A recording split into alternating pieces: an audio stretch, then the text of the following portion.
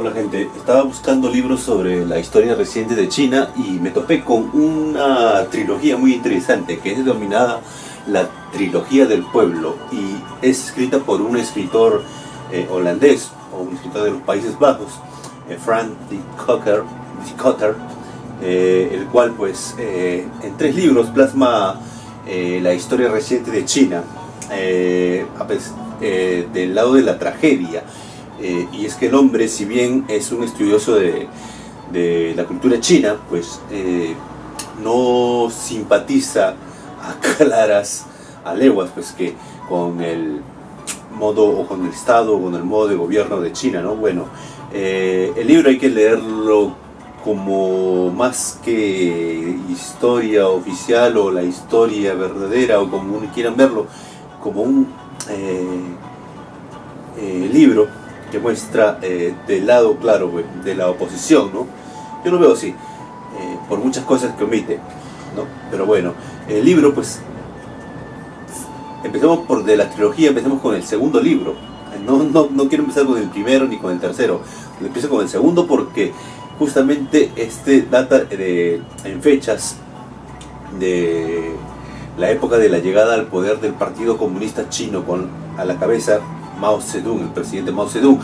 Y pues si bien el primer libro trata de la hambruna roja en la década del 60, pues me centro primero en este libro, el segundo libro de la trilogía, pues el cual es llamado La Tragedia de la Liberación. Y esto pues, ya dije, pues porque justamente es ahí donde comienza toda esta historia, ¿no? Del estado del Partido Comunista Chino con la China moderna, ¿no? Tras el derrocamiento de Chiang Kai-shek y el Kuomintang y los nacionalistas chinos, pues toma el poder el Partido Comunista y es ahí donde empiezan las exacciones, ¿no? Como dice el mismo Frank de Kotter, pues que, por ejemplo, que en la misma reanudación tras la derrota de Japón, recuerda que Japón había invadido China en la Segunda Guerra Mundial, provocando así una masacre indiscriminada. A esto pues llevó a China a ser el segundo país después de la Unión Soviética, con más víctimas mortales. Decenas de millones de chinos perdieron la vida en esa contienda, ¿no? Mayoría civiles. Y bueno, fue una tragedia que, bueno, muy de condiciones catastróficas, porque bueno, hasta ahora Japón pues muchas veces se dice que no paga sus crímenes, ¿no? Pero bueno, el caso es que con la derrota de Japón pues se reanudó la guerra civil, ¿no? Entre nacionalistas y comunistas, y estos últimos, con el apoyo de la Unión Soviética, llegaron pues al poder. Y en sí pues eso también fue gracias al apoyo de millones de campesinos que estaban hartos de la corrupción y de la prácticamente del sistema feudal que venía arrastrando China milenios, ¿no? Y pues querían un cambio de horizonte, y bueno, pues el Partido Comunista prometía eso.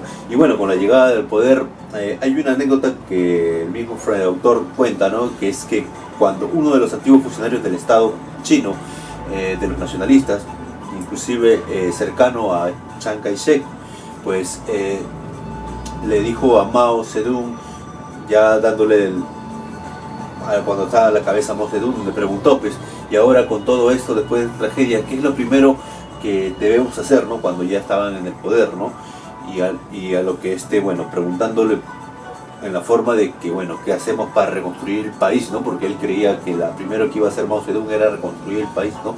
Sin embargo, pues la respuesta de Mao fue que no, hay que limpiar el país de los malos elementos, ¿no? Esto quiere decir una gran purga, por lo cual pues se llevó la vida de miles de opositores y de antiguos funcionarios pues del Estado nacionalista de Chiang Kai-shek, ¿no? Bueno, se recuerda que Chiang Kai-shek huyó a Taiwán, ¿no? Y ahí formó otro estado, ¿no? Y bueno, pues la cosa es que de ahí pues comenzaron lo que es el gobierno con sangre, y luego vino los cambios, los planes quinquenales y pues la persecución de los opositores y también de las diferentes religiones, ¿no? Recuerden que China también tiene una importante minoría musulmana, cristiana pequeñita, y también tiene una gran mayoría budista, ¿no? Pero también el Estado chino, recuerde, en palabras del padre del comunismo, Marx, que decía, la religión es el opio del pueblo, y pues China pues hubo mucha represión religiosa, ¿no? Y bueno, muy aparte de todo lo que eso se comenta con las sanciones, todo esto y las ejecuciones de funcionarios antiguos corruptos, pues enemigos del nuevo Estado comunista, pues hay que ahondar en este libro, como dije al principio, en que prácticamente este libro está escrito de un solo lado.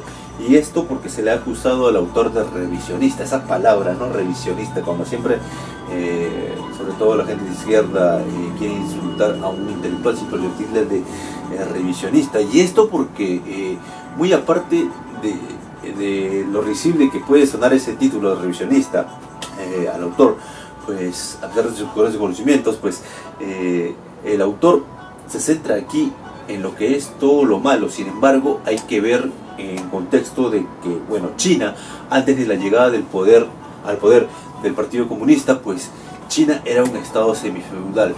China atravesaba prácticamente casi 100 años de humillación extranjera. En China el analfabetismo era crónico, los problemas de salud eran crónicos, la pobreza extrema. Y bueno,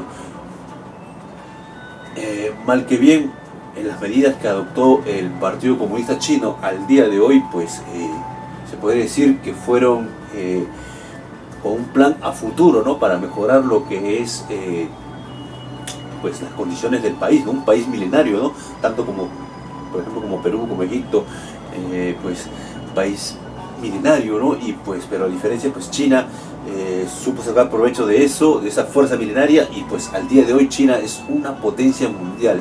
Sin embargo, la pregunta, muy aparte del tufo pro-occidental del autor, que inclusive hizo otro libro, se le acusa también de que hizo otro libro sobre la guerra del opio, en la que estuvieron metidos Inglaterra, Gran Bretaña contra el Imperio Chino, pues en la cual se le acusa al autor de que decir pues que prácticamente fue una guerra que por su bien, ¿no? Bueno, tendré que leer este libro, ¿no? Se le acusa de eso, ¿no?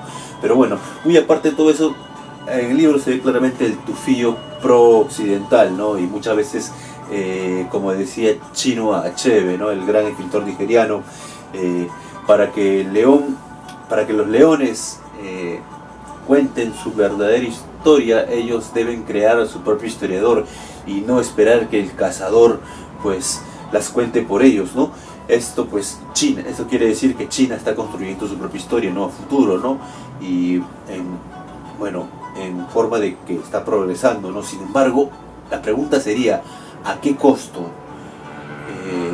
Pues, tal vez veremos más cosas espeluznantes en el futuro sobre toda esta época, o también lo que está aconteciendo en estos tiempos se repetirá con la historia del pasado de humillación, no sé, pero China es una gran incógnita. Pero también, para entenderlo un poco, también hay que leer esta parte de la historia que muchas veces es secada, pero también hay que conocer, ¿no? Porque la vida es blanco y negro, hay veces, ¿no? Y hay que conocer ambos colores, ¿no, gente? Pues por eso el libro que te ofrezco, mejor dicho, la trilogía que te ofrezco se llama La Trilogía del Pueblo. El segundo tomo se llama La Tragedia de la Liberación, Frank D. Cutter, la historia de la China moderna. Y por eso, pues, gente, esta es mi recomendación de este libro.